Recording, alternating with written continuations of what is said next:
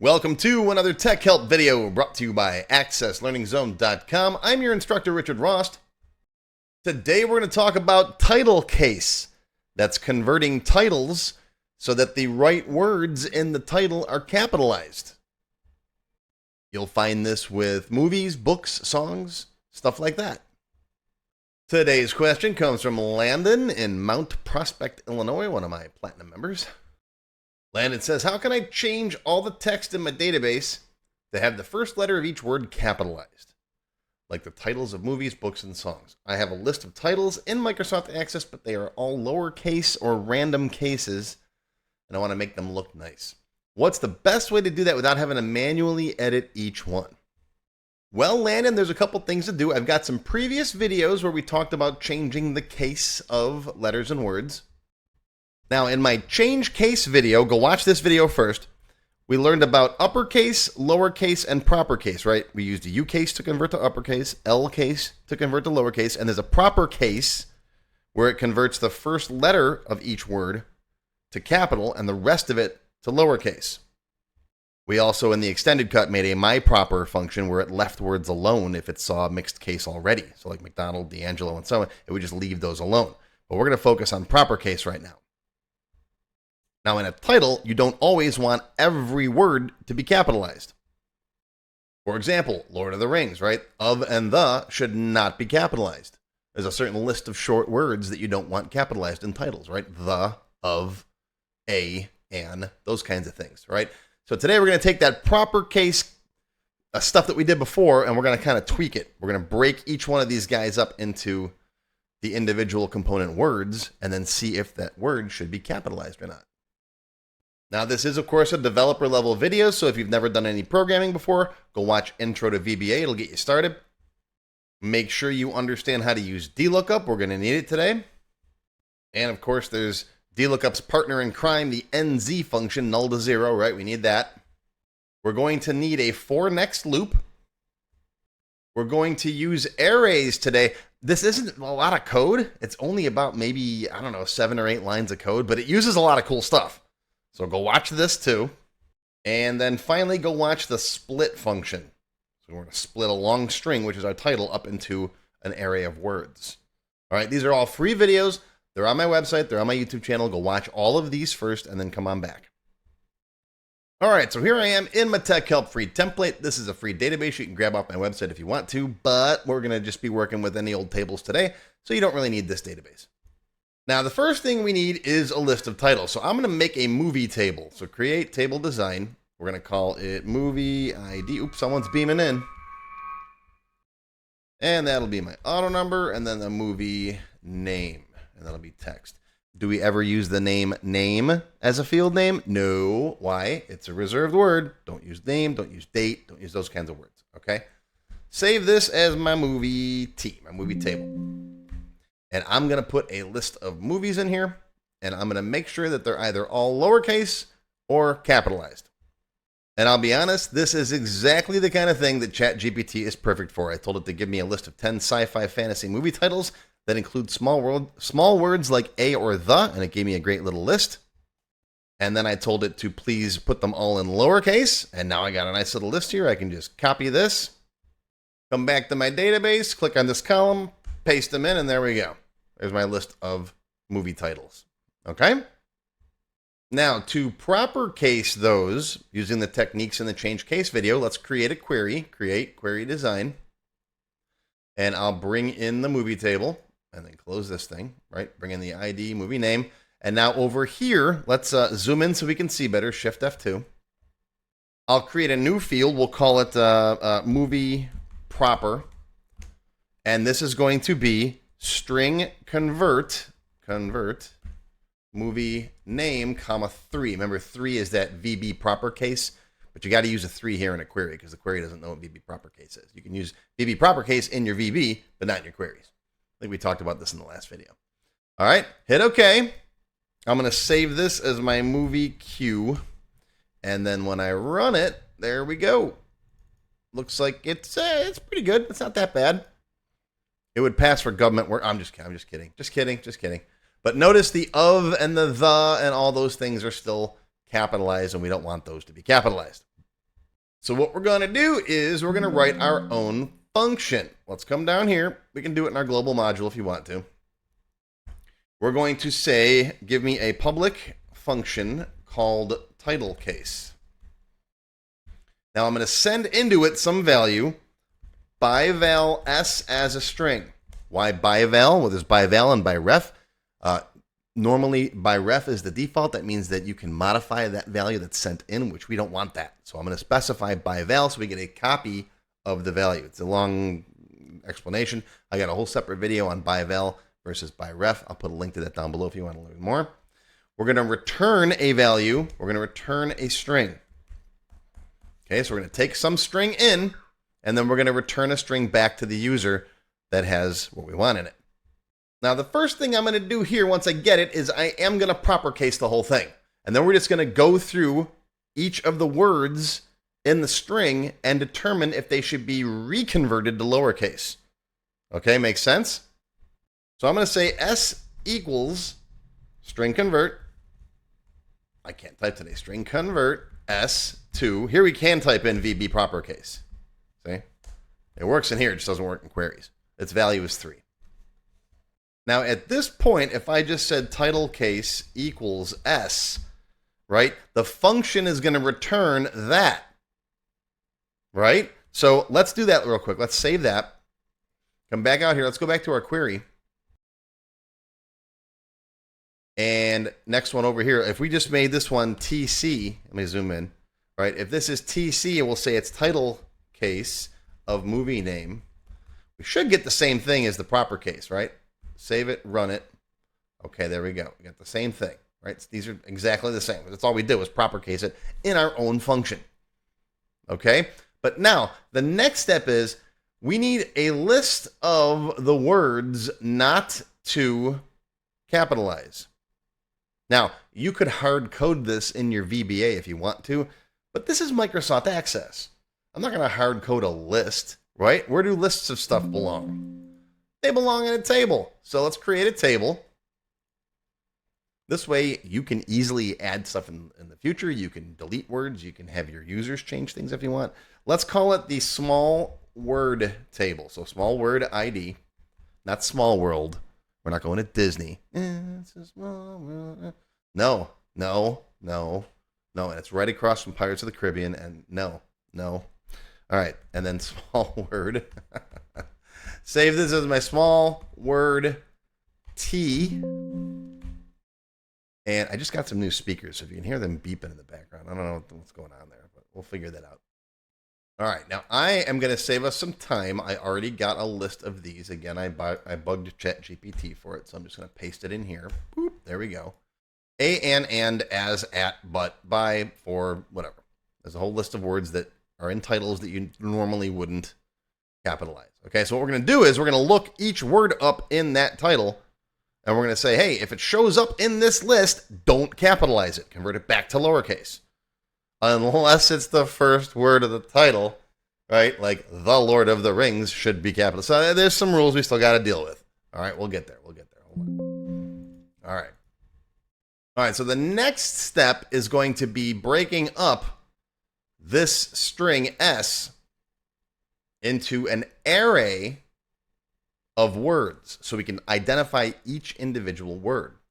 So we're going to need a variable for that. So we're going to need dim word array. Array. I get made fun of all the time.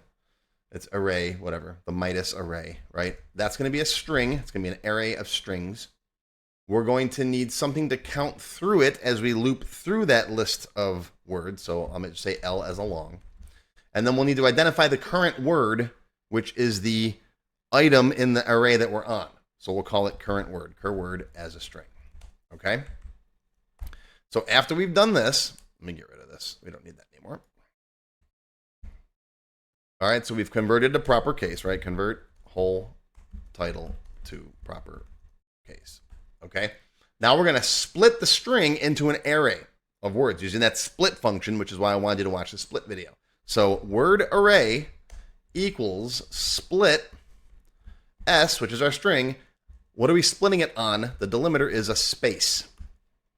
All right, so split up into array of words. So that whole title now is going to be an array, which is going to have each element of the array is going to be a specific word. So Lord of the Rings is going to be 4 items, or 5, the Lord of the Rings, right? Okay? Now, let's just loop through that array and see what we got.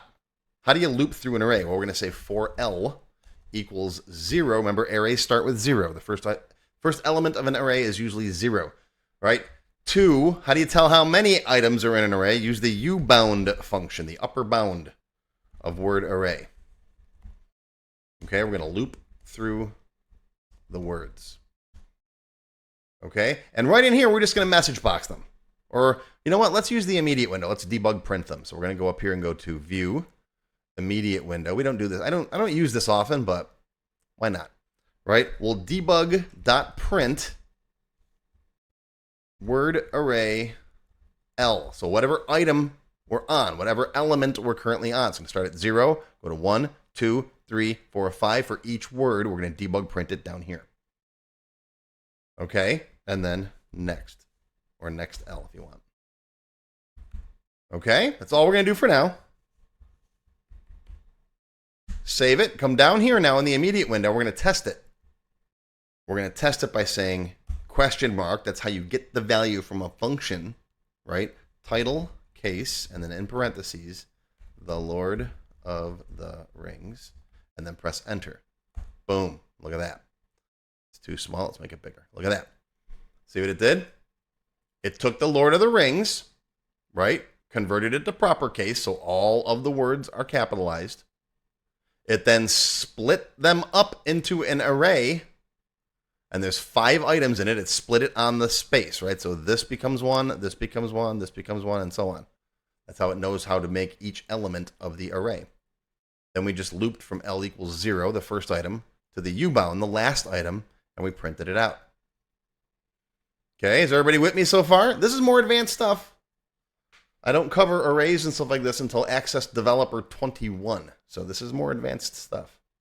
Now we still got more to do, because now we have to check to see if a word belongs capitalized or not. And if not, we're going to convert it back to lowercase, and then we're going to rebuild our string and send the string back as the result, right? And we'll do that tomorrow in part 2. So tune in tomorrow, same bat time, same bat channel. Or if you remember, you can keep watching right now because I'm going to continue to record. But yes, there's a lot more to come in part 2. So that's going to be your tech help video for today. I hope you learned something. Live long and prosper, my friends. I'll see you tomorrow for part 2. A special thank you and shout out to our diamond sponsors. First, we have Juan Soto with Access Experts Software Solutions, manufacturing experts specializing in Access and SQL Server. Juan is a 13-time Microsoft Access MVP. You can check them out at accessexperts.com. Another shout out to Sammy Shama from Shama Consultancy. Sammy is a certified Microsoft Office specialist, and he not only offers Access application development, but he also provides one-on-one tutoring services. So if you need someone to hold your hand and help you with your Access project, Sammy is your guy. Check him out at shamaconsultancy.com. If you enjoyed this video, please give me a thumbs up and post any comments you may have below. I do try to read and answer all of them as soon as I can. Make sure you subscribe to my channel, which is completely free. Click the bell icon and select all to receive notifications when new videos are posted. Want to learn more? Click the Show More link below the video to find additional resources and links. YouTube does a pretty good job of hiding it. It's right down there. See this part of the description here, right? The name, the video's up here. There's a little Show More down there, right down the bottom. It's kind of hard to find. But once you click on that, you'll see a list of other videos, additional information related to the current topic, free lessons, and lots more. And YouTube no longer sends out email notifications when new videos are posted like they used to do. But if you'd like to get an email every time I post a new video, click on the link to join my mailing list. And you can pick how frequently to get emails from me, either as they happen, daily, weekly, or monthly. Now, if you'd like to become a paid member of my channel and receive all kinds of awesome perks, click on the Join button. You'll see a list of all the different membership levels that are available, each with its own special perks, including my extended cut videos, access to my code vault, lots of VBA source code in there, template downloads, and lots more. I'll talk more about these perks at the end of the video.